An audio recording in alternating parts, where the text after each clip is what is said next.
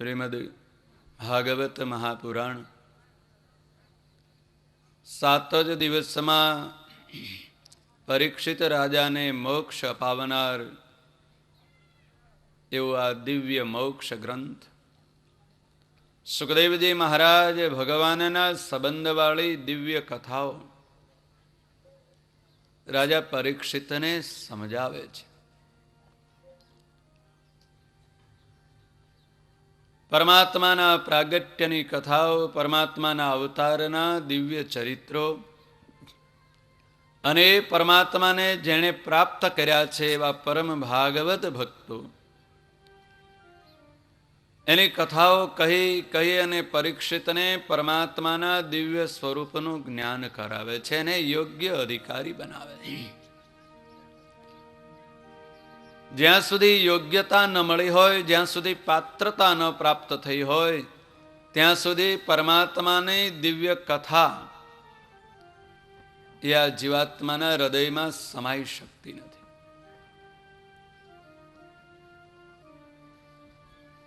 ભગવાનનું જે મહાત્મ્ય છે, એમનો જે મહિમા છે, પરમાત્માના ઐશ્વર્યો, એમની દિવ્ય અલૌકિક શક્તિ, જે ભગવાન પુરુષોત્તમ નારાયણનો આશ્રય કરે છે એનામાં પણ એવી દિવ્ય શક્તિ આવે છે. પરમાત્માનો આશ્રય કરવાથી, એમની ઉપાસનાની ભક્તિ કરવાથી જેને જેને જેવી શક્તિ ને સામર્થ્ય જોઈએ એવું સામર્થ્ય મળે છે. એ પ્રભુને ભજી ભજી ભક્તિને આરાધના કરી કરીને જેની પાસે શક્તિ કે સામર્થ્ય દેખાય છે ને એ બધું જ પરમાત્માની પાસેથી મેળવેલું છે. પણ આ જીવનો સ્વભાવ એવો છે ને, અત્યંત દયાળુ કરુણામૂર્તિ પ્રભુએ કંઈક સામર્થ્ય આપ્યું હોય એટલે એમ થાય કે હવે તો આ જગતનો માલિક હું જ હોઉં ને, મારામાં જ સામર્થ્ય છે, મારામાં જ ઐશ્વર્ય છે, એવું અભિમાન આવી જાય. પરમાત્માને આવું અભિમાની ભક્ત, માની ભક્ત સહેજે ગમતો નથી. ગમે તેમ કરી અને એ ભક્તના હૃદયમાં રહેલું અભિમાન કે અહંકાર એને સ્વયં પરમાત્મા દૂર કરે છે. પ્રભુ હંમેશા સાત્વિકતાનો પક્ષ રાખે છે. જ્યાં રજોગુણ હોય, તમોગુણ હોય, એને ક્યારેય ભગવાન પ્રોત્સાહન આપતા નથી. દેવતાઓમાં હંમેશા સાત્વિકતા છે અને દાનવોમાં હંમેશાને માટે રજોગુણ અને તમોગુણ રહેલો છે.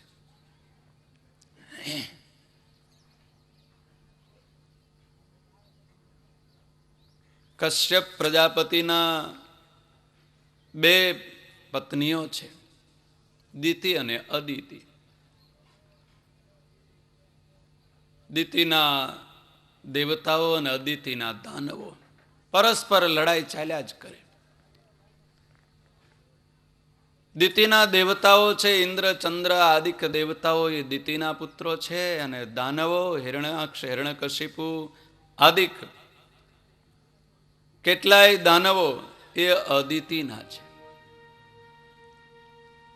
કશ્યપ પ્રજાપતિના જ વંશથી ત્રિલોકી ભરાઈ ગઈ હતી.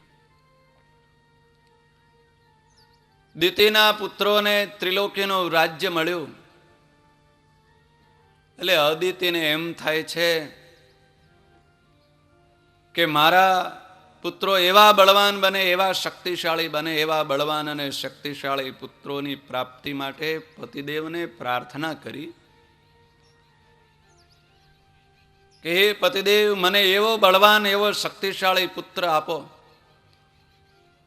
કશ્યપ પ્રજાપતિએ પોતાના પત્નીને પુંસવન નામનું વ્રત કરવાનું કહ્યું. આ વ્રત તું કરીશ ને તો ત્યારે ત્યાં બળવાન અને શક્તિશાળી પુત્રની પ્રાપ્તિ થશે.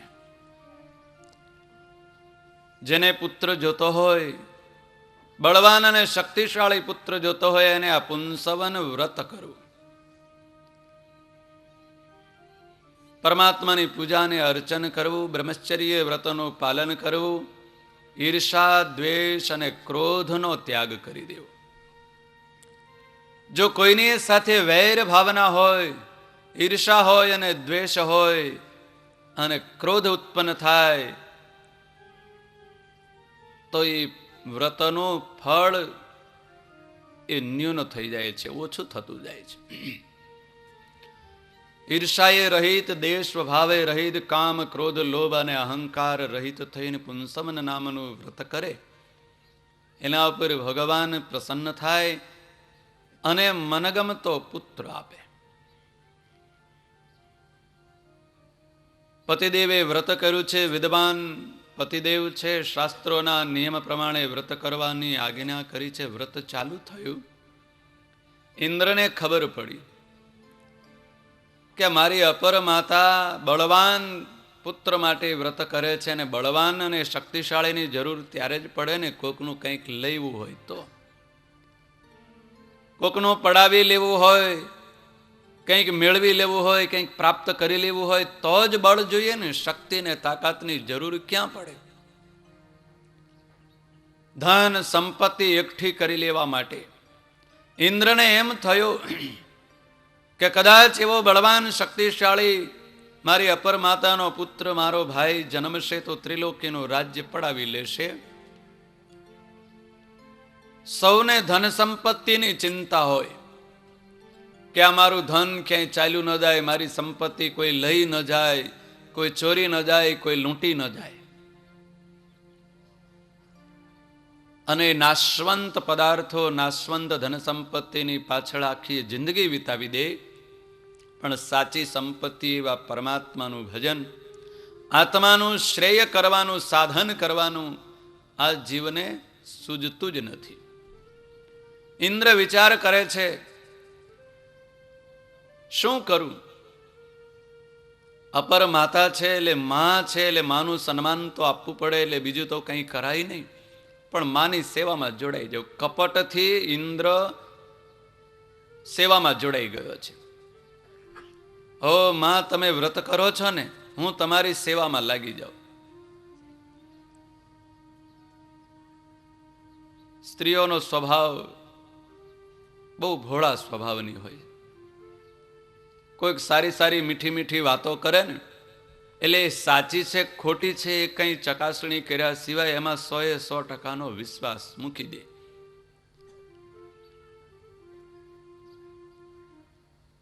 વિચાર કર્યો, કહો આ તો મારી શોકનો દીકરો, પણ મને માં કહે છે ને સેવા કરવા, મારું પુંસવન વ્રત પૂરું થશે, એને ક્યાં ખબર છે મારે શા માટે વ્રત કરવું છે. વ્રત પ્રારંભ થયો. ઇન્દ્ર લાગ જોઈને જોવે છે કે આ મારી માં વ્રતમાં ક્યાં ભૂલ કરે છે.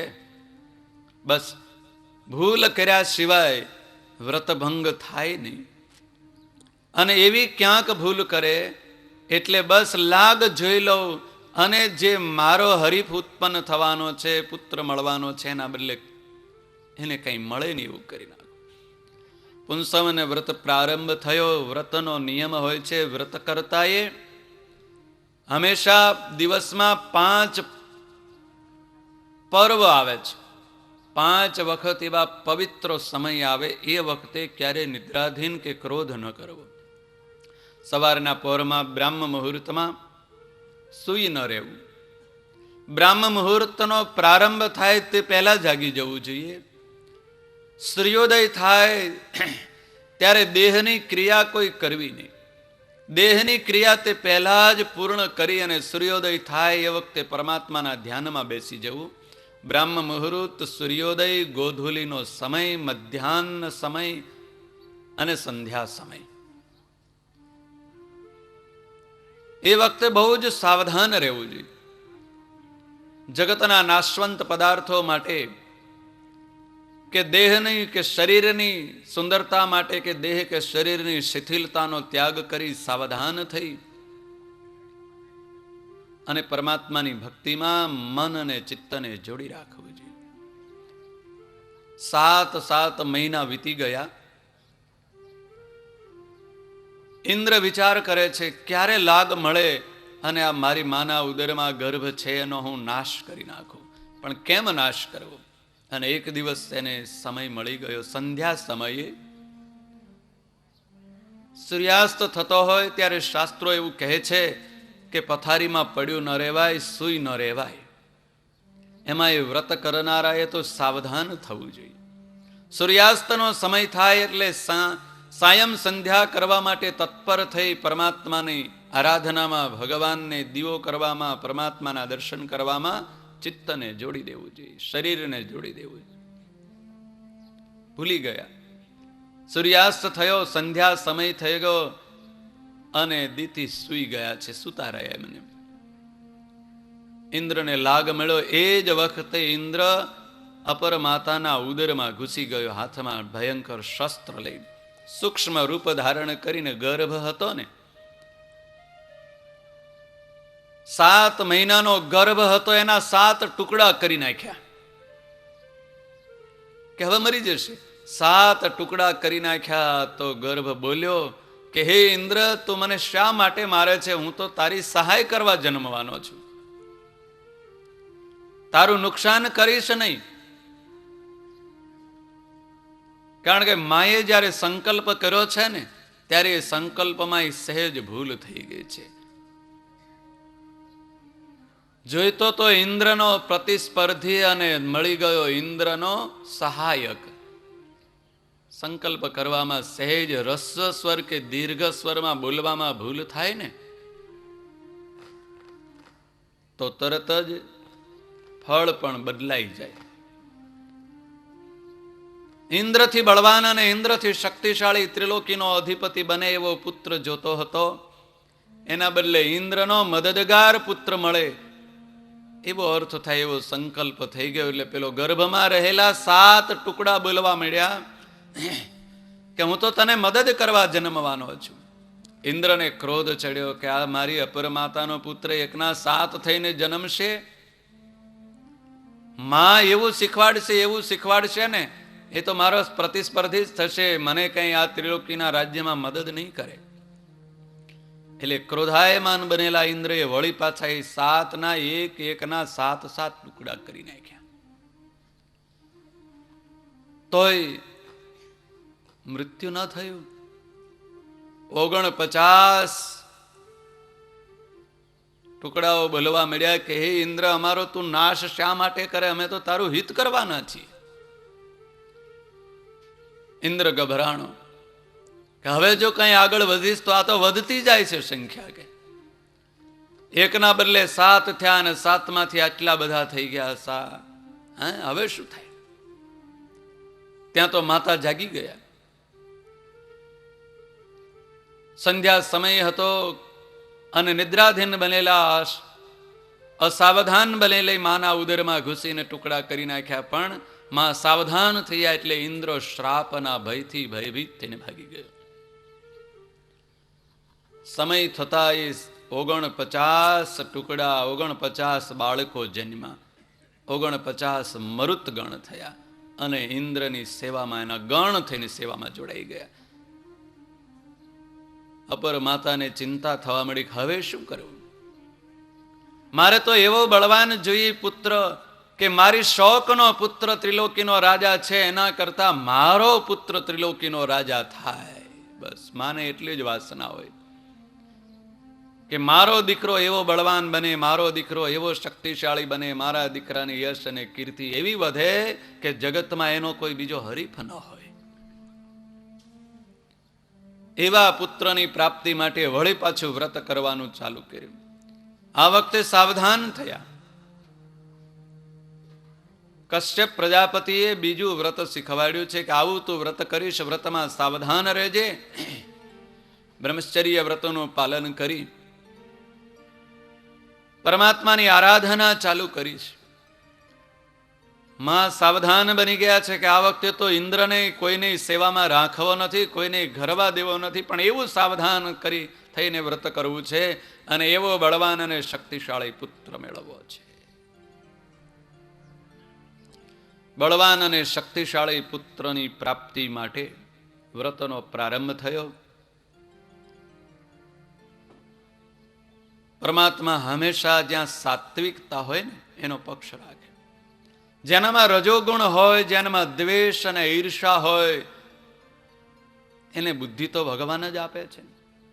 ક્યારે એની બુદ્ધિનું પરિવર્તન થઈ જાય, ક્યારે બુદ્ધિમાં કેવા વિકારો આવે, ક્યારે ક્રોધ, ક્યારે લોભ, ક્યારેક માયા વ્યાપી જાય, એ તો ભગવાનની આપેલી બુદ્ધિ છે. જગતને સુખી કરવું, કોને ધનવાન બનાવવો, કોને સારા ધંધે લગાડી દેવો, એની બુદ્ધિ તો પરમાત્મા આપનાર છે. પણ માણસ એવું માની બેઠો છે કે મારી બુદ્ધિથી મેં આ કર્યું છે. પણ પરમાત્મા એ બુદ્ધિ આપી ત્યારે ને. ભગવાન કોઈ દિવસ પ્રત્યક્ષ કોઈને કંઈ આપતો નથી, પણ એવી બુદ્ધિ સુજાડે છે. ઘરની બહાર કમાવા માટે માણસ નીકળે, જેના સત્કર્મ સારા હોય, જેના પર પરમાત્માની કરુણા દ્રષ્ટિ પડી હોય ને, એને એવી બુદ્ધિ સૂજે કે આ ધંધો જઈને કરીશ તો એમાં કમાણી મળશે અને ધનનો ઢગલો થાય. અને જેના પર પરમાત્માની કરુણા દ્રષ્ટિ ન હોય ને, એને એવી અવળી બુદ્ધિ સૂજે કે ઘરેથી લઈ નીકળ્યો હોય એ મૂકીને આવવું પડે, એવો ધંધો કરે. બુદ્ધિ તો પરમાત્મા આપનાર છે. દીતિ વ્રત કરવા લાગી ગયા છે. એવું વ્રત કરવું છે, એવું વ્રત કરવું છે, વ્રતમાં ક્યાંય ખામી આવવા દેવી નથી. વ્રત પૂર્ણ થઈ ગયું એટલે કશ્યપ પ્રજાપતિએ વરદાન આપ્યું કે બહુ સારું, હવે તારે ત્યાં એવો બળવાન પુત્ર મળશે. પુત્ર મળશે ની તાલાવેલી ને આકુળતા અને વ્યાકુળતા વધી ગઈ. બસ મને હવે એવો સુંદર પુત્ર મળવાનો છે, એવો બળવાન અને શક્તિશાળી પુત્ર મળશે, જેનો સામનો આ ત્રિલોકીમાં કોઈ કરી નહીં શકે, જેનો પરાજય ક્યારેય નહીં થાય. વ્રત પૂર્ણ થયું છે, વ્રતમાં કોઈ ખામી આવી નથી. એટલે દીતિની તાલાવેલી વધી ગઈ અને કશ્યપ પ્રજાપતિને પ્રાર્થના કરવા મળ્યા કે હવે મને જલ્દીથી પુત્ર રત્નનું દાન આપો. વ્રત પૂર્ણ કરી અને દીતિ કશ્યપની પાસે કશ્યપ પ્રજાપતિની પાસે પહોંચીને વિનંતી કરવા મળ્યા છે. સંધ્યા સમય થઈ ગયો. કશ્યપ પ્રજાપતિ કહે છે કે મારું વ્રત ચાલે છે, મારે સંધ્યાવંદન કરવાનો સમય થયો છે, પછી તને પુત્ર રત્નનું દાન આપીશ. પણ કામાંધ બની ગયેલા દીતિએ પરાણે પતિની સાથે સંગ કર્યો અને પુત્રની માગણી કરી. પતિની ઈચ્છા ન હતી. કશ્યપ પ્રજાપતિ કહે છે જા, તારે પુત્ર તો મળશે, બળવાન શક્તિશાળી પુત્ર મળશે, પણ આ સંધ્યા સમયે કામભોગ ભોગવ્યું છે ને, એટલે આસુરી વૃત્તિવાળો પેદા થશે. સુખદેવજી મહારાજ રાજા પરીક્ષિતને કહે છે કે આ દીતિના ઉદરમાં 2 જીવાત્માઓ આવ્યા છે, પરમાત્માએ મોકલેલા. સનકાદિક કુમારોના શ્રાપથી જય અને વિજયને વૈકુંઠમાં શ્રાપ થયો. વૈકુંઠપતિ ભગવાન લક્ષ્મી નારાયણના દર્શન કરવા જતા સનકાદિક કુમારોને જોઈ અને ભગવાનના પાર્ષદો જય અને વિજય રોકી પાડ્યા કે આમ ભગવાનના દર્શન કરવા જવાય? કંઈ વિવેક નથી, આવો સમય જોયા વગર જ્યારે ત્યારે દોડ્યા આવો છો, કંઈ વિવેક અને કંઈ કપડાનું ઠેકાણું નથી, આમ નાગા પુગા ચાલ્યા આવો છો, ચાલ્યા જાઓ અહીંથી. સનકાદિક કુમારો ભગવાન નારાયણના દર્શન કરવા જાય અને રોક્યા. સનકાદિક કુમારો કહે છે ભગવાનના ધામમાં રોકનાર? પરમાત્માના દરવાજા તો હંમેશાને માટે ભક્તોના માટે ખુલ્લા જ હોય, અને રોકે એ તો દાનવ કહેવાય, આસુરી બુદ્ધિવાળો કહેવાય. સનકાદિક કુમારો આ બેયને જય અને વિજયને શ્રાપ આપ્યા કે જાઓ ભયંકર અસુર બનો. પરમાત્માના પાર્ષદ હતા, પ્રાર્થના કરી, વિનંતી કરી. સંતોનું હૃદય તો બહુ જ કોમળ હોય. ક્ષણવારમાં ક્રોધ ક્યાંય ચાલ્યો ગયો, પણ મુખમાંથી નીકળેલું વચન, ભગવાનના ભક્તના મુખમાંથી વાક્ય નીકળે ક્યારે અસત્ય તો થાય નહીં, અનુગ્રહ થાય. પરમાત્માએ કંઈક પ્રેરણા કરી એટલે સનકાદિક કુમારો કહે છે કે જાઓ, જન્મ તો લેવો જ પડશે, મૃત્યુલોકમાં તો જવું જ પડશે, પણ તમારી ઈચ્છાને આધીન. બોલો 10 જન્મ ધારણ કરવા છે કે 3? જઈને વિજયી માની લીધું 3 જન્મે જલ્દી પાછો વૈકુંઠમાં આવાય ને. 10 જન્મ ધારણ કરવા પડે ને ભગવાનની ભક્તિ કરી કરીને થાકી જઈએ ત્યારે વૈકુંઠમાં આવવા મળે, એના કરતા 10 ના બદલે 3 બરોબર. પણ 3 કેવા ભયાનક વીતી જશે એ ખબર નહીં. 3 જન્મનો સ્વીકાર કર્યો અને એ જય અને વિજય તિથિના ઉદરમાં આવ્યા છે. હિરણાક્ષ અને હિરણ્યકશિપુ રૂપે પ્રગટ થયા. પહેલો હિરણાક્ષ જન્મ્યો અને પછી હિરણ્યકશિપુ જન્મ્યો. હિરણાક્ષ જન્માની સાથે જ સુખદેવજી મહારાજ એવું લખે છે કે દરરોજ 12 વાંસળા જેટલો વધતો હતો. વાંસળો કેવડો હોય એ જોઈ આવજો જંગલમાં જઈ. દિવસે 12 વાંસળા વધે અને રાત્રે એનાથી બમણો વધે, એનાથી ડબલ વધતો જાય. દરરોજ આટલો આટલો વધવા મળ્યો ને આટલો મોટો મોટો થવા મળ્યો. ભયાનક પહાડ જેવા શરીર વાળો અત્યંત શક્તિશાળી હિરણાક્ષ આખી પૃથ્વીને ઉપાડીને રસાતળમાં ચાલ્યો ગયો. આખી પૃથ્વીને ઉપાડીને રસાતળમાં ચાલ્યો ગયો. ઇન્દ્રાદિક દેવતાઓ ઋષિ મુનિઓ ભયભીત થઈ ગયા. બ્રહ્માજીને પ્રાર્થના કરી કે આખી પૃથ્વી ચાલી ગઈ, હવે આ જગત રહેશે ક્યાં?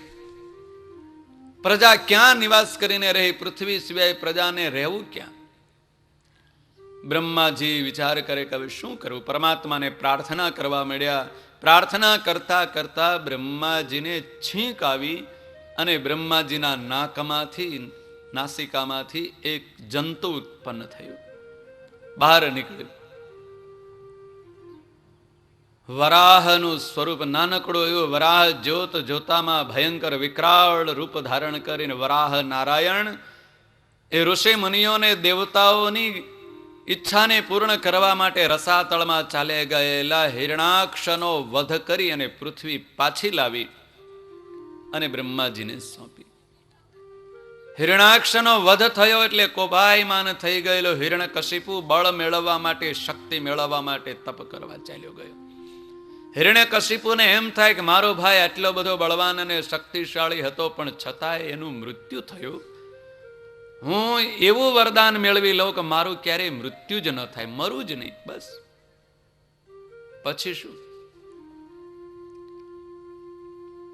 સુખદેવજી મહારાજ રાજા પરીક્ષિતને કહે છે, પૃથ્વીનું રાજ્ય, ત્રિલોકીનું રાજ્ય દેવતાઓને મળ્યું. ત્રિલોકીનો રાજા ઇન્દ્ર બન્યો છે. 33 કરોડ દેવતાઓ આ ત્રિલોકીમાં સુખ સમૃદ્ધિ ને વૈભવોને ભોગવતા હતા. પૃથ્વીનું રાજ્ય મળ્યું છે, ત્રિલોકીનું રાજ્ય મળ્યું છે. સંપત્તિ મળે ને ધન મળે ને એટલે માણસનો અહમ કંઈક બહુ જ આકાશે ચડી જાય. જેનું માન કરવું જોઈએ તેનું સન્માન કરવું જોઈએ. માન અને સન્માન અને વિવેકને પણ ભૂલી જાય. એક દિવસ દેવતાઓના ગુરુ બૃહસ્પતિ ઇન્દ્રની સભામાં આવ્યા. ઇન્દ્ર સભા ભરીને બેઠો હતો. સૂર્ય, ચંદ્ર, અગ્નિ, વરુણ આદિ દેવતાઓ ઇન્દ્રની સભામાં બેઠા હતા. અને દેવતાઓના ગુરુ બૃહસ્પતિએ, મહાન વિદ્વાન, સભામાં આવીને બિરાજમાન થયા. એટલે ઇન્દ્રએ એ બૃહસ્પતિજીનું સન્માન ન કર્યું. ઇન્દ્રને એમ કે હું તો રાજાધિરાજ, મારી આપેલી દક્ષિણા તો અમારા પુરોહિત, દક્ષિણા આપીએ છીએ ત્યારે એની પાસે ધન સંપત્તિ છે ને, નહીતર શું હોય? આ તો કોઈ ભિક્ષુક. એમ બ્રાહ્મણની અવગણના થઈ, સન્માન ન થયું. એટલે નીતિશાસ્ત્રને જાણનારા બૃહસ્પતિજી સભા છોડીને ચાલ્યા ગયા, બહાર નીકળી ગયા. જે વિચાર કરે કે નીતિ એવું કહે છે કે જ્યાં માન ન મળે, જ્યાં સન્માન ન મળે, જ્યાં પોતાનું ગૌરવ ન સચવાતું હોય એવા સ્થળનો ત્યાગ કરીને ચાલ્યું જવું. બૃહસ્પતિજી કંઈ પણ બોલ્યા વગર એ ઇન્દ્રના નગરને છોડીને વનમાં જઈને તપ કરવા ચાલ્યા ગયા. ઇન્દ્ર ચાલ્યો ગયો, બૃહસ્પતિ ગુરુ ચાલ્યા ગયા ને ઇન્દ્ર ગુરુ વગરના થઈ ગયા છે. એટલે હવે સલાહ કોણ આપે, માર્ગદર્શન કોણ આપે? દાનવોને સમાચાર મળ્યા કે દેવતાઓને હવે કોઈ સલાહ આપનાર ગુરુ નથી, એટલે કરો ચડાઈ, પડાવી લો આ ત્રિલોકીનું રાજ્ય. ત્રિલોકીનું રાજ્ય પડાવી લેવાનું જ્યાં યુદ્ધ ભૂમિને રણશૃંગા વાગવા મળ્યા એટલે ઇન્દ્રાદિક દેવતાઓ ગભરાણા, હવે શું કરવું? દાનવો બળવાન થઈ જશે. જ્યાં આપણી પાસે કોઈ સત્કર્મ કરાવનાર નહીં હોય, કોઈ યજ્ઞ કોઈ પૂજન કરાવનાર નહીં હોય, ગુરુ નહીં હોય, તો આપણામાં શક્તિ ક્યાંથી આવશે? ઇન્દ્રાદિક દેવતાઓએ બૃહસ્પતિજીને ખૂબ શોધ્યા, પણ બૃહસ્પતિજી એવા છુપાઈને તપ કરવા બેસી ગયા. ઇન્દ્રાદિક દેવતાઓને બૃહસ્પતિ મળ્યા નહીં. હવે બીજા ગુરુ શોધવા પિતામહ બ્રહ્માજીની પાસે ગયા કે મને કોઈક એવા દેવતાઓના ગુરુ થાય, એવા સમર્થ ગુરુ બતાવો. ગુરુ પણ એવા જ કરવા જોઈએ જેનામાં સામર્થ્ય હોય, પરમાત્માની ઓળખાણ કરાવી શકે એવા ગુરુ જોઈએ.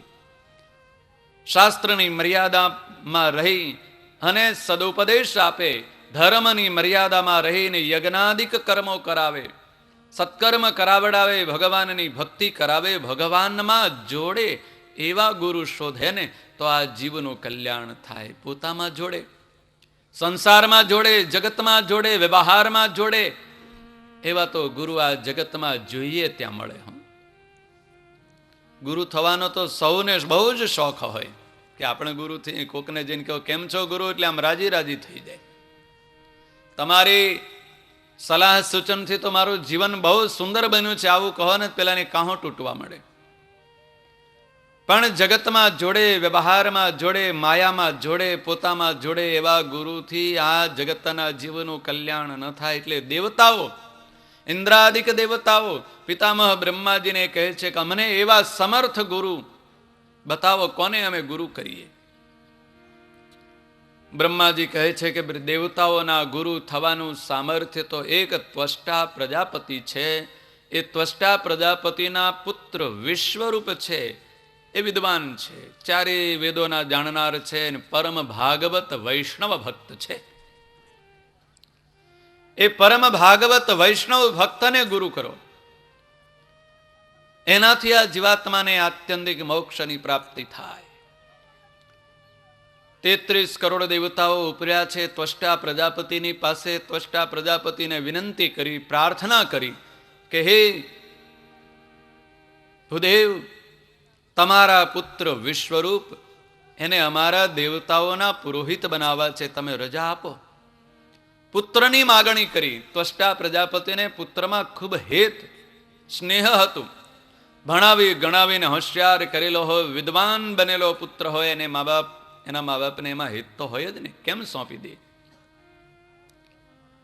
ત્વષ્ટા પ્રજાપતિ કહે છે તમારે જોઈએ તે વરદાન માગો, શક્તિ માગો, આશીર્વાદ માગો, ધન સંપત્તિ માગો, પણ પુત્ર કેમ માગો છો?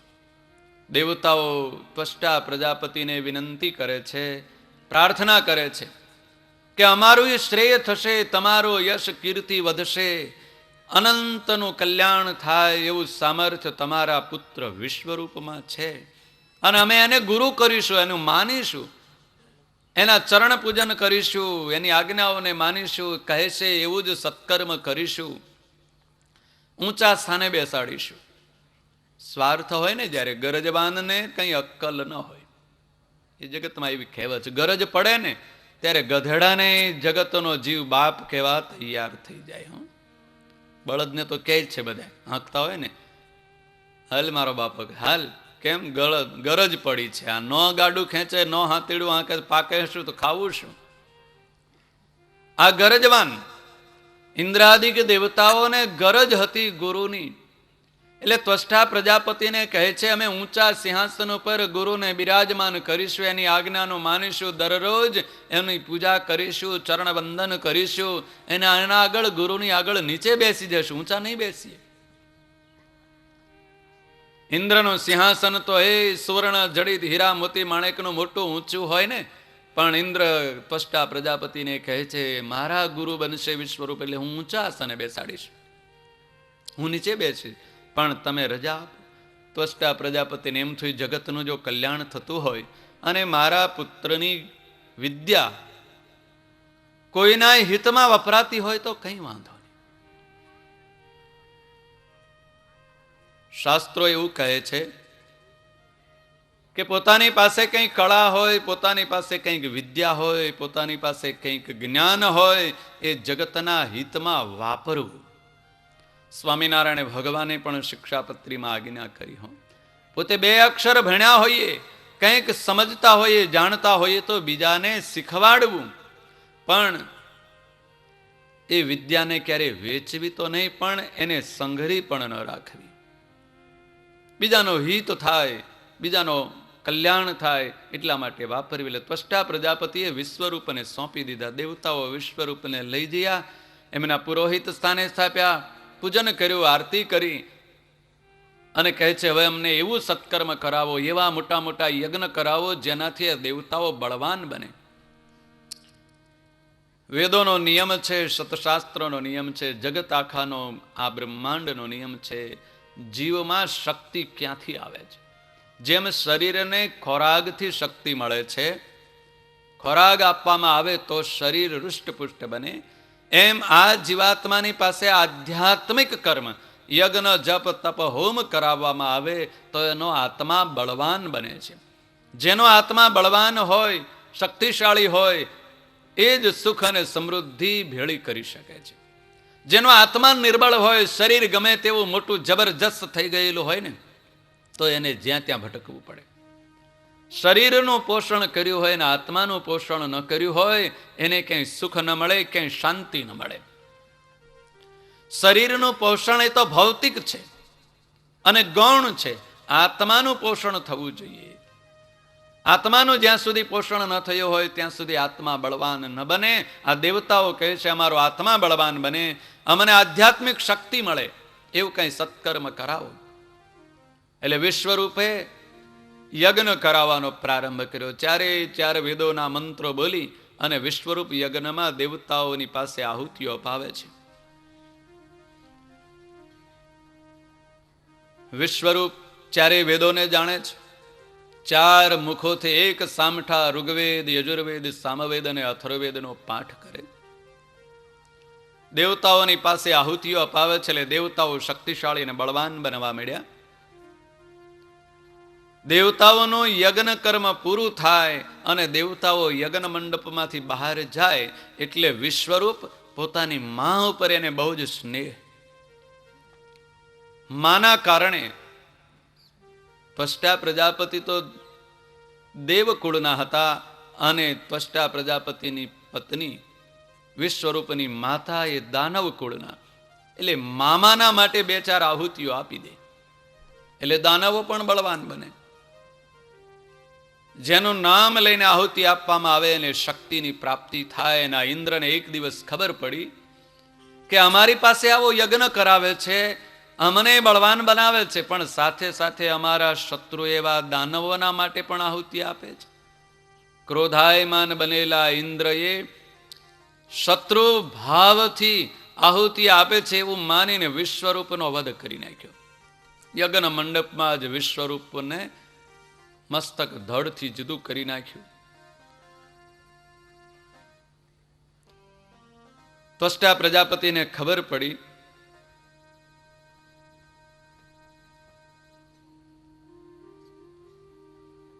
ગુરુ કરવા લઈ ગયેલા મારા પુત્રને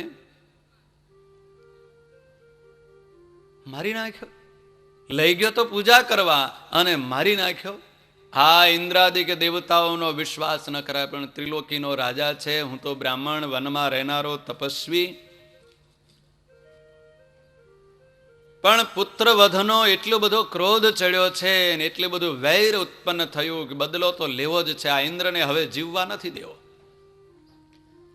પણ મારી પાસે કોઈ હથિયાર નથી, કોઈ શસ્ત્ર નથી, કોઈ સેના નથી, કોઈ શક્તિ નથી. કેમ કરી અને આ ઇન્દ્રનો બદલો લેવો? એટલે બ્રાહ્મણની શક્તિ, એની પાસે વેદ એ બ્રાહ્મણની શક્તિ છે. ત્વષ્ટા પ્રજાપતિએ વિચાર કર્યો કે હું વેદોને જાણું છું, વેદ મંત્રોને જાણું છું, વેદ મંત્રોની શક્તિ એવી અપાર શક્તિ છે, એની આગળ જગતની કોઈ શક્તિ કામ નહીં આવે. એટલે ત્વષ્ટા પ્રજાપતિએ યજ્ઞનો પ્રારંભ કર્યો. સંકલ્પ કર્યો કે આ યજ્ઞમાંથી એવો ભયાનક દૈત્ય ઉત્પન્ન કરું કે ઇન્દ્રને મારી નાખે.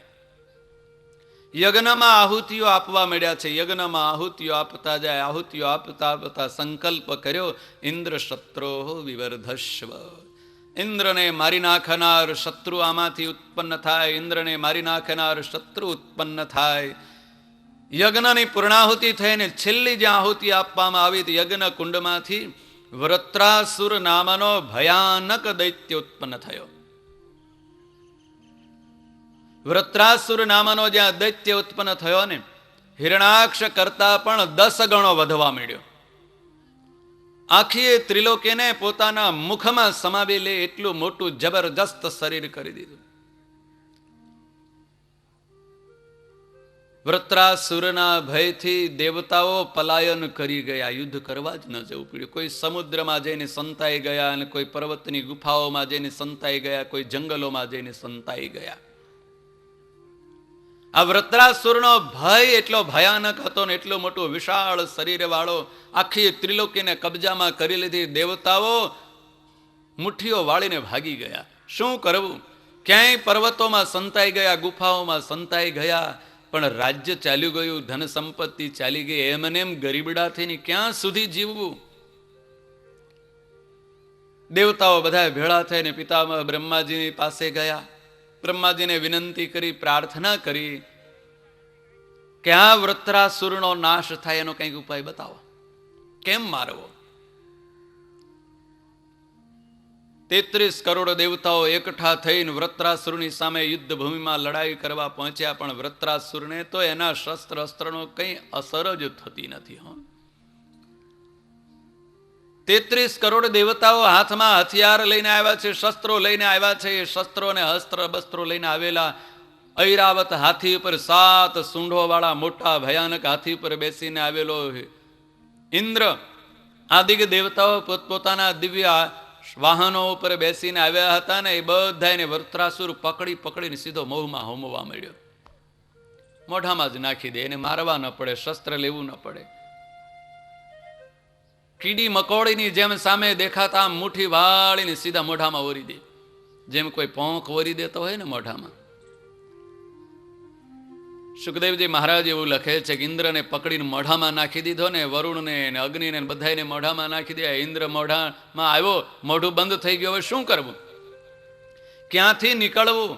તાવડામાં ઐરાવત હાથીની સાથે આમ તેમ ફરતો હતો. હાથી ઉપરથી પડી ગયેલો ઇન્દ્ર, હાથી પણ ભયભીત થઈને ભાગવા મળ્યો. ક્યાંય રસ્તો ન મળ્યો. વૃત્રાસુરના નાકમાંથી બહાર નીકળીને ઊભી પૂછડી હાથી ભાગ્યો. ઐરાવત ગયો. ઇન્દ્ર વૃત્રાસુરના કાનમાંથી બહાર નીકળ્યો, નાકે જઈને બટકું ભર્યું. પેલો જાણે કે આ મકોડું કરડી છે, કીડી કરડી છે, ઇન્દ્રને પકડીને ફેંકી દીધો. દેવતાઓ ભયભીત થઈ ગયા કે આ વૃત્રાસુરને કેમ મારવો, મારે કેમ, આનો પ્રાણ નાશ કેમ પામે, આ વૃત્રાસુર નાશ કેમ પામે એનો ઉપાય બતાવો. વિધાતાને પૂછે છે બ્રહ્માજીને કે આનું મૃત્યુ કેમ છે, કેવી રીતે આ મરવાનો છે? કોઈ અજર અમર તો તમે પેદા કર્યો નથી, આનું મૃત્યુ કેમ છે એ બતાવો. બ્રહ્માજી કહે છે કે આનું મૃત્યુ એક જ ઉપાય કરીને છે.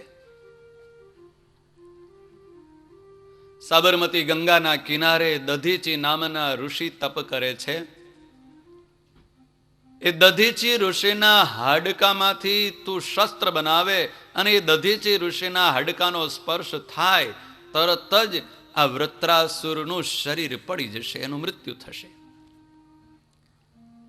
ઋષિ મુનિઓ અને દેવતાઓ અને સ્વયં બ્રહ્માજી પણ સાથે આવ્યા હો. આ દધીચી ઋષિના આશ્રમમાં સાબરમતી ગંગાના કિનારે પરોપકાર માટે જેમણે શરીર ધારણ કરેલું છે એવા દધીચી મુનિ પરમાત્માનું ધ્યાનમાં બેઠા હતા.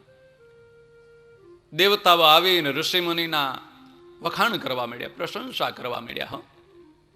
ઇન્દ્રાદિક દેવતાઓ આ દધીચી મુનિને કહે છે, કહો ગુરુ મહારાજ, અમે તો તમારા શરણે આવ્યા છીએ. આખી ત્રિલોકીમાં તમારા જેવા કોઈ ઋષિ નથી, તમારા જેવા કોઈ તપસ્વી નથી, તમારા જેવા કોઈ પરોપકારી નથી. ઋષિ મહાત્મા વિચાર કરે, કોઈ દિવસ નહીં ને આજ વખાણ કરવાનું ક્યાંથી સૂજ્યું? સ્વાર્થી માણસ હોય ને એ જ બધાના વખાણ કરતો ફરે ચારે બાજુ. તમે તો હો આવા મોટા, ને તમે આવા મોટા જ્ઞાની, ને આવા તપસ્વી, ને આવા વિદ્વાન, ને આવા દાનેશ્વરી, ને આવા ધનવાન, ને આવા ભક્ત, ને આહા કેવા મોટા વખાણ, મોટા મોટા વિશેષણો આપી દે. હો કેવા મોટા જ્ઞાની, કેવા મોટા વિદ્વાન, ગ્રહસ્થના વખાણ કરવા. હો તમે તો એવા મોટા દાનેશ્વરી, કર્ણ જેવા, તમે તો દાદા ખાચર જેવા. ભલે ને એનું કંઈ ઉપજેવું ન હોય, પણ આ સ્વાર્થ હોય ને, શાસ્ત્રો એવું કહે છે કે વખાણ અને પ્રશંસામાં જે ફૂલાય અને કહું તૂટવા મળે એમ સમજવાનું ખાડામાં પડવાનો વારો આવ્યો. વખાણ અને પ્રશંસાથી કર્મ કરવામાં આવે એનું કંઈ ફળ પણ મળે નહીં. દધીચી ઋષિની વખાણ અને પ્રશંસા સાંભળીને ધ્યાનમાંથી જાગૃત થયેલા દધીચી મુનિ કહે છે, ભાઈ તમારે કામ શું છે એ વાત કરો ને, મારે વખાણ સાંભળવાની કંઈ બહુ ટેવ નથી. તમારે જોઈએ એવા આશીર્વાદ માગી લ્યો, વરદાન માગી લ્યો, જે માગવું એ માગો.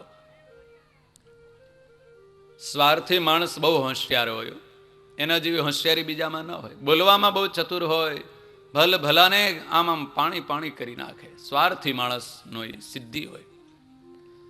ઇન્દ્રાદિક દેવતાઓ દધીચી મુનિને કહે છે, કહો ગુરુ મહારાજ, બીજું તો કંઈ નહીં, પણ તમે આ નાશવંત એવા પંચભૂતના દેહમાં રહીને આવો મોટો પરોપકાર કરો છો. જુઓ ને, આ પંચભૂતોનું શરીર તો હાવ નાશવંત છે, કંઈ કામમાં આવતું નથી. ભગવાનના ભજનમાં જ કામમાં આવે છે, પરોપકાર કરવાના કામમાં આવે છે. પણ એ પંચભૂતના શરીરમાં રહીને તમે જગતનું કેવું હિત કરો છો. દધીચી મુનિ કહે છે, તારે જે કેવું હોય સ્પષ્ટ કહી નાખ ને, શું જોઈએ છે તારે? ઇન્દ્રાદિક દેવતાઓ કહે છે, અમે ભયાનક કષ્ટમાં ફસાઈ ગયા છીએ, અમારે બીજું તો કંઈ જોતું નથી. ગુરુ મહારાજ, આ તમારું શરીર છે ને, એમાં એક હાડકા છે, એ નકામા છે, સડી જવાના, નાશ પામી જવાના. તો એ હાડકું જો આપો તો અમારું ભલું થાય. દધીચી મુનિ કહે છે, જો આ નશવંત પંચભૂતના શરીરથી કોઈનું હિત થતું હોય તો લઈ જા, અમારું આખું શરીર લઈ જા ને. શરીરમાંથી હાડકું કાઢવું કેમ? શરીરને ભાંગે, ચીરે, તોડે તો હાડકું નીકળે ને. ઇન્દ્રાદિક દેવતાઓ વિચાર કરે કે જો કોઈના શરીરનો વધ કરીએ તો બ્રહ્મહત્યાનું પાપ લાગે, ને આવા તપસ્વીની હત્યાનું પાપ લાગે તો જવું ક્યાં? બહુ યુક્તિબાજ હતા. દધીચી મુનિને કહે છે, ગુરુ મહારાજ, એ અમારું કામ નહીં, આપ આપો ને તો જ અમારાથી લેવાય.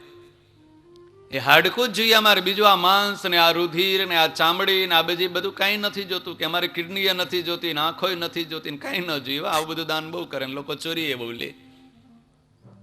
પણ ઇન્દ્ર કહે છે, અમારે બીજું કાંઈ ન જોઈએ, અમારે તો હાડકું જોઈએ. દધીચી મુનિ કહે છે, આ લોકો છોડે એમ નથી. આશ્રમમાં કામધેનુ ગાય બાંધી રાખેલી હતી. દધીચી મુનિએ પોતાની ગાયને જ આજ્ઞા કરી કે આ મારું શરીર છે ને, એને તું ચાટી જા. પશુનો તો સ્વભાવ છે, જે આવે એનું ભક્ષણ કરે. દધીચી મુનિના બરડામાં ગાય હતી ને, એ ચાટવા મળી. ચાટતા ચાટતા ચામડીએ ભેળી જતી રહી, ને રુધિરે જતું રહ્યું, માંસે જતું રહ્યું, એકલું હાડકું કોરું થઈ ગયું. દધીચી મુનિ તો સમાધિમાં બ્રહ્મરંધ્રમાં પોતાના આત્માને જોડીને પરમાત્માના ચરણમાં ચાલ્યા ગયા. અને આ પંચભૂતના નાશવંત શરીરને એ કામધેનુ ગાયે હાડકું સ્વચ્છ કરી આપ્યું. ઇન્દ્ર એ દધીચી મુનિનું હાડકું લાવીને એમાંથી વજ્ર નામનું આયુધ બનાવ્યું. વજ્ર નામનું આયુધ બનાવી અને વૃત્રાસુરની સાથે યુદ્ધ કરવા ગયો. વૃત્રાસુર આ સમજી ગયો કે મારો કાળ હવે નજીક આવ્યો છે. આ દધીચી મુનિનું હાડકું આવ્યું છે, નારદ મુનિનું વરદાન છે. પૂર્વ જન્મનું જ્ઞાન થઈ ગયું. કહો પૂર્વ જન્મમાં હું કેવો મોટો રાજા, પણ એક ઋષિ મુનિના અપરાધ કરવાથી આ દૈત્યનું શરીર મળ્યું છે. પરમ ભાગવત ભક્ત હતો. એટલા મોટા મોટા યજ્ઞો કર્યા હતા, એટલી મોટી મોટી તીર્થ યાત્રાઓ કરી હતી. બ્રાહ્મણ ભોજન કરાવનારો આ રાજા ફરતો ફરતો કૈલાસમાં ગયો. આકાશ માર્ગે કૈલાસમાં જતા કૈલાસપતિ ભગવાન ભોળાનાથના દર્શન થયા. એ ભોળાનાથના દર્શન કર્યા એટલે આનંદ થયો. પણ ભોળાનાથના ખોળામાં સતી ભવાની બેઠેલા હતા ને, એ જોઈને અભાવ લીધો કે ઓ જોના યોગીનું રૂપ ધારણ કર્યું છે ને સ્ત્રીને તો ખોળામાં લઈને બેઠો છે, કે સ્ત્રીને છોડતો નથી. આને કેમ ત્યાગી કહેવાય, આને કેમ સમાધિનિષ્ઠ યોગી કહેવાય? ભોળાનાથનો અભાવ લીધો, પાર્વતીનો અભાવ લીધો, અને પાર્વતીજીએ શ્રાપ આપ્યો એટલે આ દૈત્યનું શરીર મળ્યું. પ્રાર્થના કરી ગુરુની પાસે ગયો તો વરદાન મળ્યું કે જ્યાં દધીચી જેવા ઋષિ તપસ્વીના હાડકાનો સ્પર્શ થશે ત્યારે ત્યારે આ દૈત્યના શરીરથી છુટકારો થશે. વૃત્રાસુર સમજી ગયો છે કે ઇન્દ્ર હવે લઈને આવ્યો છે, વજ્ર લઈને આવ્યો છે. દધીચી ઋષિના હાડકામાંથી બનેલું વજ્ર, એનો સ્પર્શ થાય એટલે આ મારો પાપી દેહ પડી જશે. સુખદેવજી મહારાજ વર્ણન કરે છે, વૃત્રાસુરના મુખમાંથી નીકળેલી વાણીને વીરવાણી કહેવામાં આવે છે.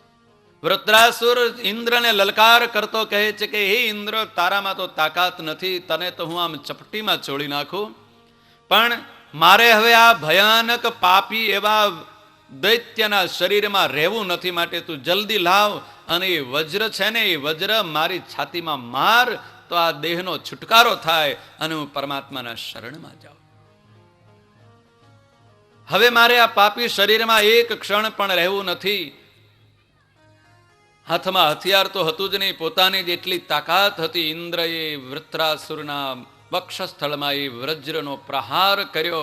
વજ્રના સ્પર્શ થતાની સાથે જ વૃત્રાસુરનો જીવાત્મા એ શરીરમાંથી છૂટી અને પરમાત્માના ધામમાં ચાલ્યો ગયો.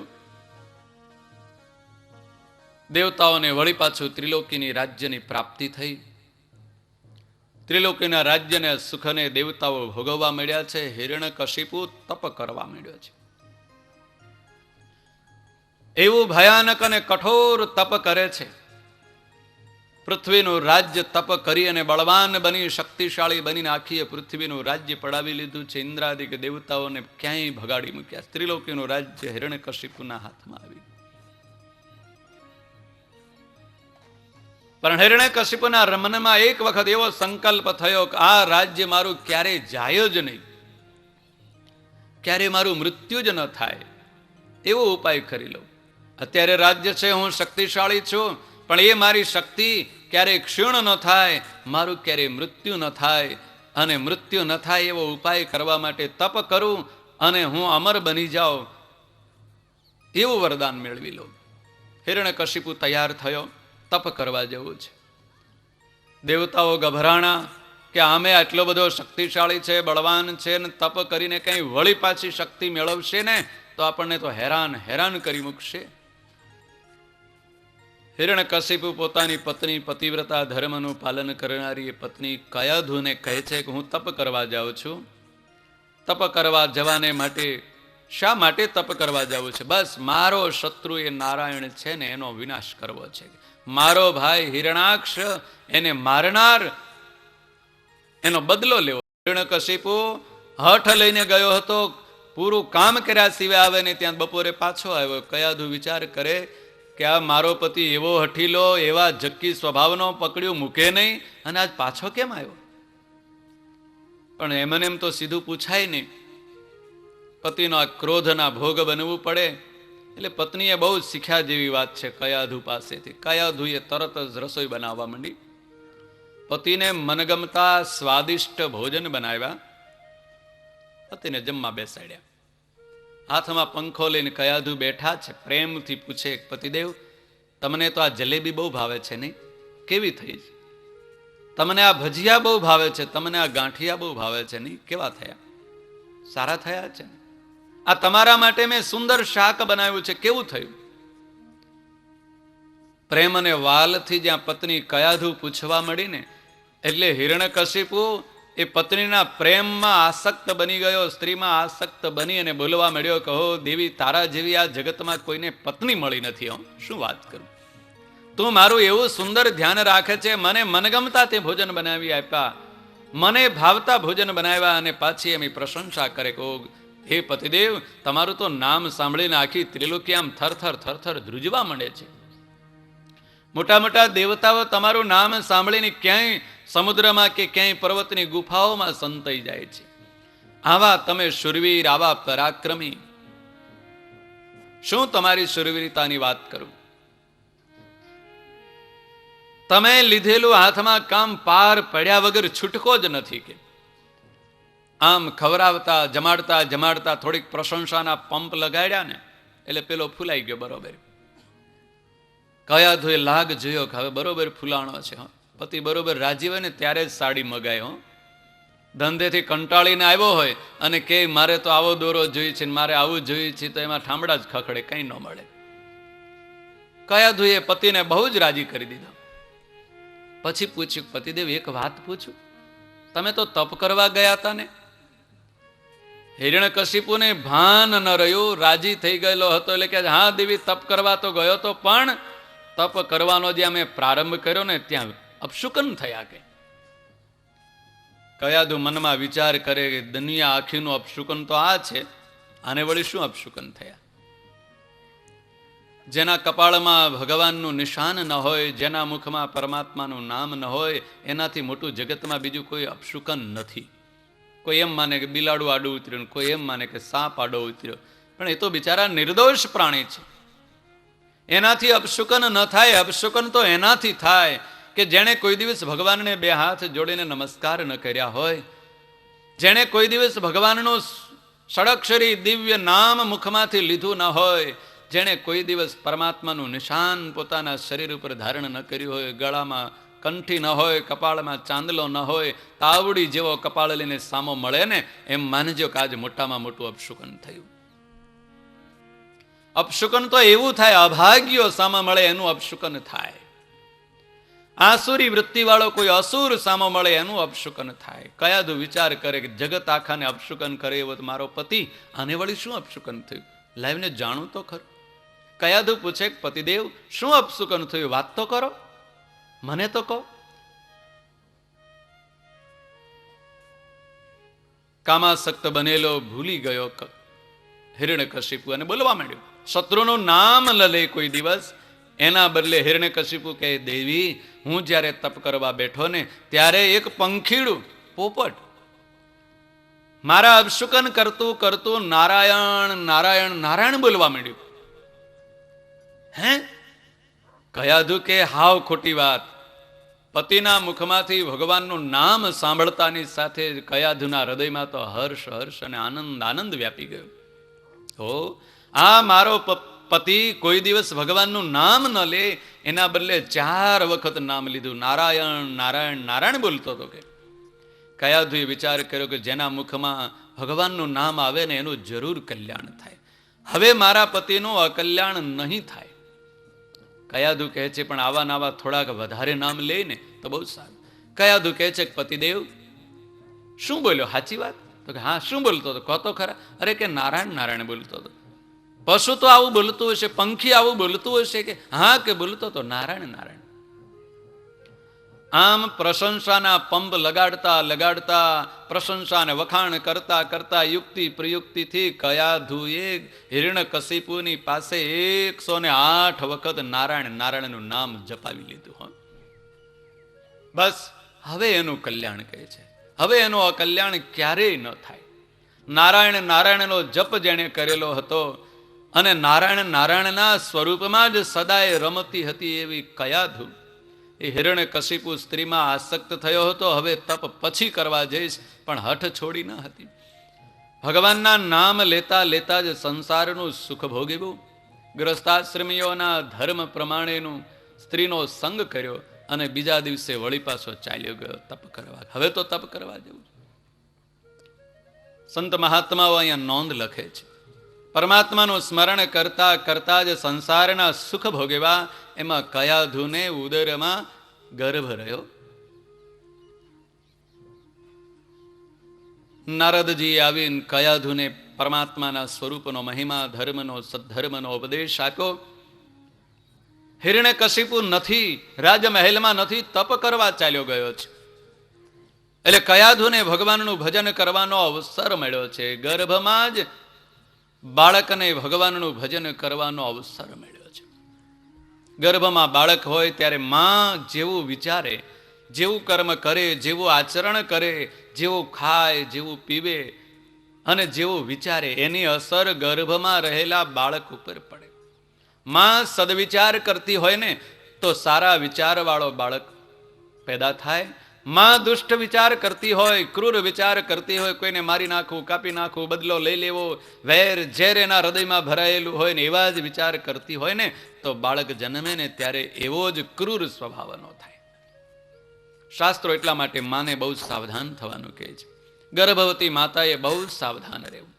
આચાર વિચાર ને વ્યવહાર, વાણી, હરવું ફરવું, ખાવું પીવું, શું સાંભળવું ને શું ન સાંભળવું, શું જોવું ને શું ન જોવું.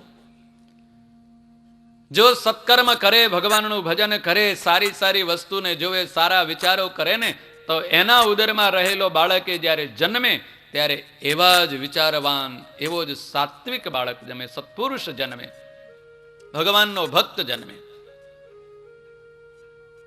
પણ આજકાલ તો ઘરે નવરા બેઠા હોય ને એટલે ઓલું કાળમુખું ચાલુ કરીને બેસી જાય ને પછી એમાં કેવું ભયાનક આવતું હોય.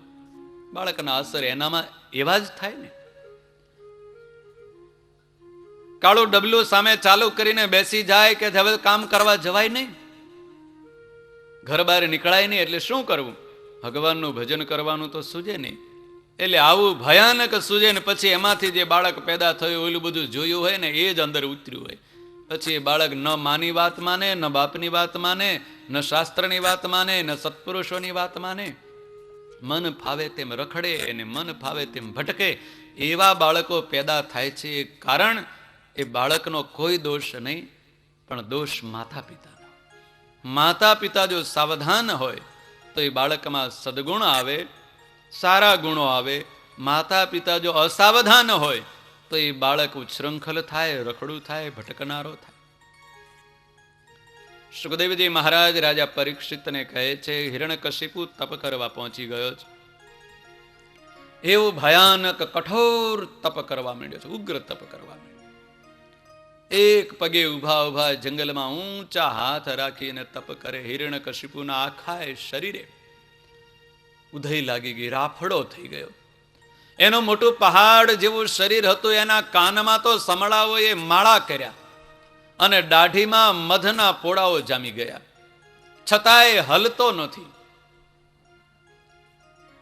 એનો જપ ચાલે છે, ઉગ્ર કઠોર તપ કરે છે. એના બ્રહ્મરંધ્રમાંથી તેજનો પ્રકાશ નીકળવા મળ્યો, આખી ત્રિલોકીને બાળવા મળ્યો. દેવતાઓ ગભરાણા, ઋષિમુનિઓ ગભરાણા. પિતામહ બ્રહ્માજીને કહે છે, આ પાપીનું, આ દુષ્ટનું તપ છોડાવો. જો એ તપ આટલું વધારે ઉગ્ર તપ કરશે ને, જેવું કઠોર તપ કરશે એવો જ મનગમતો વર માગી લેશે, વરદાન માગી લેશે, માટે જલ્દી છોડાવો. પિતામહ બ્રહ્માજીને દેવતાઓએ, ઋષિ મુનિઓએ પ્રાર્થના કરી. એટલે સત્યલોકમાંથી પિતામહ બ્રહ્માજી હિરણ્યકશિપુ જ્યાં વનમાં તપ કરે છે ત્યાં આવીને ઉભા રહે. શોધે છે ક્યાં છે, ક્યાંય દેખાતું નથી. અસ્તિત્વ રાફડો થઈ ગયો છે. ઝાડવા ને ઝાંખરા ઉગી ગયા, માથે વૃક્ષ ઉગી ગયા છે માથા ઉપર. પશુ પક્ષીઓએ માળા કરી નાખ્યા છે. એવું કઠોર તપ કરનારો હિરણ્યકશિપુને બ્રહ્માજી પોકાર કરે છે કે હે પુત્ર ક્યાં છે તું? હે હિરણ્યકશિપુ ક્યાં છે? હું તને વરદાન આપવા માટે આવ્યો છું. ધૂળ માટી ખંખેરી, સમળાઓને પક્ષીઓને ઉડાડી અને હિરણ્યકશિપુ તપના પ્રભાવથી સુંદર દિવ્ય દેહ ધારણ કરીને બ્રહ્માજીની પાસે આવીને ઉભો રહ્યો. પિતામહ બ્રહ્માજી આ રહ્યો, માગ કે શું જોઈએ તારે?